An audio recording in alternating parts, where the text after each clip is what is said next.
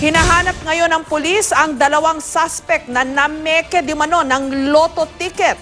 Naiwan nila ang kanilang motorsiklo sa pagmamadali nilang tumakas. May report si Cesar Apolinario.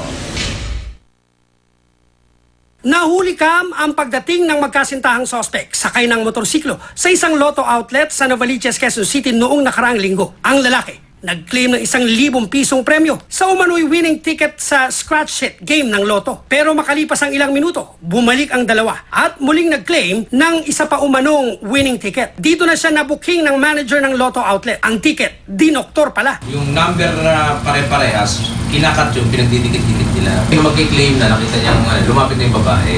Sa istasyon ng pulisya, dinala ang motor na iniwan ng mga sospek. Itong Miyerkules ay napasugod sa pulisya ang lalaking ito na nagpakilalang si Michael Pantaleon. Siya raw ang may-ari ng motor na hiniram daw ng pamangkin ng kanyang asawa. Tumawag sa akin yung pamangkin asawa ko. Sabi na, Tito, yung motor mo nandun sa police station, 9 pounds. Sabi ko, ano bakit 9 pound? Wala na siya sinabi. Kinilala lamang niyang Kit ang kanyang pamangkin. Kaya dapat kakasuhan talaga dapat yun. Laking operation ginawa sa akin. Tinutugis na ng pulisya ang dalawang sospek. Cesar Apolinario, GMA News.